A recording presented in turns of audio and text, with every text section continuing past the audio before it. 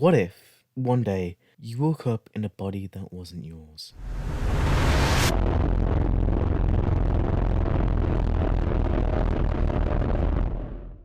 In a place you didn't know.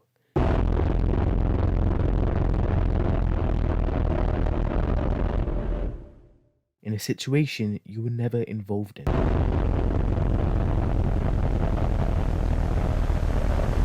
An interloper.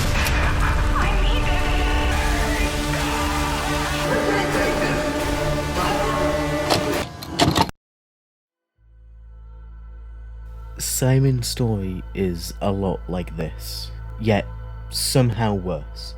He is your average man in Toronto, small studio flat and a somewhat stable job in a bookstore. Until that all uprooted. A car crash killed his love and gave him brain damage. Chances are he's not going to survive for very long. Until one Dr. Munchie approaches Simon with an offer to scan his brain and find a cure for him. Simon accepts this offer and heads to Dr. Munchie's office. They sit him in a chair and start the scan. Opening his eyes, the room is pitch black, and nothing like the one he was just in.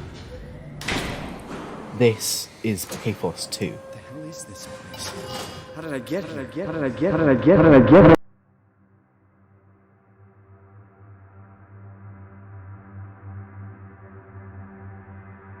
With a character like Simon, you can't help but feel a little bad for him. He's a man out of time in a situation he was never supposed to be in, and what happens to him is even worse. Let me set up a little timeline of events here. Waking up in an underwater facility 89 years in the future, Simon finds himself surrounded by the growth of a rogue AI turning the people of Pathos-II into living corpses, mockingbirds, and monsters.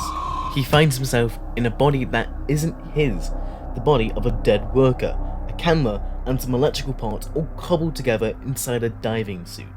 He finds out that he died a month after his scan.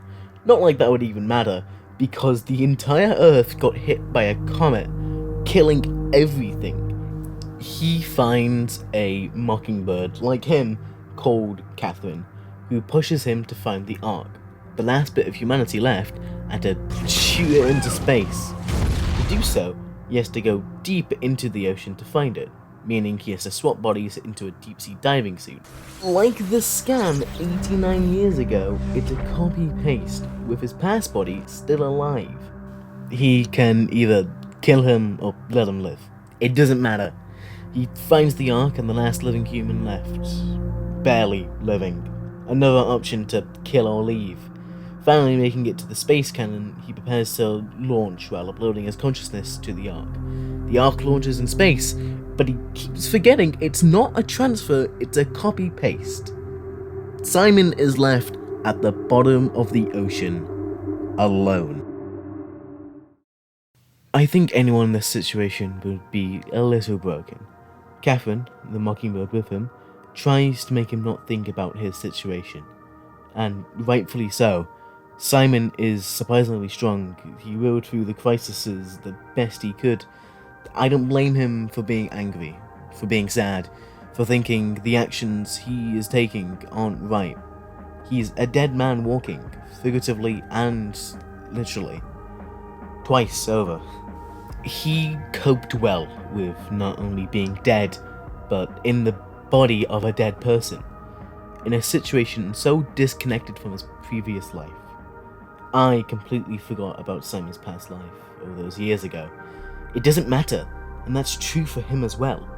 There are a lot of questions on why Simon continued to move forward. Maybe he was stupid and ignorant, and didn't understand how anything in the facility worked. He does have brain damage. Maybe he was selfish, and only thought he would survive and get into the Ark, so he can live in utopia while his copies paid the price. Or his brain blocked it all out. How the scan worked, how he wasn't human, how nothing that he did before mattered now. If he wasn't fighting for his life, Every second, every minute, maybe he would be able to reflect on what's happening. Minds trapped in robots, not being able to accept the truth, that they aren't human, that they aren't alive. Simon and many people I've seen on the internet don't seem to understand how the copy works. I've seen arguments on who is the real Simon in all of this, who is alive and who isn't. If you want to pin one as alive, obviously the man in Toronto who died 89 years ago. But I think all of them are alive, as much as the other. Each Simon has the memories of the last, and have their own memories of what's happening after the copy. You have Simon 1, the first Simon who got copied, then Simon 2, the diving suit, then 3, the deep sea diving suit, and finally 4, Arc Simon. Each one is as real as the last. The copies are perfect. There is no difference between the copy and the copied, except one is on a computer and the other one is in a brain. And we don't properly see it through his eyes. We see out of whoever is most important to the story at the time. Simon is such a relatable character to some, yet completely immersion-breaking to others, because we all think differently about how this situation works. We are safe in our home, but Simon isn't. His entire world got destroyed in a matter of seconds. He knows that the scan isn't a transfer. He just wants to think it is because it's the easiest way for him to continue on. He's not a moron. Neither is the scan affecting his brain. He's just human.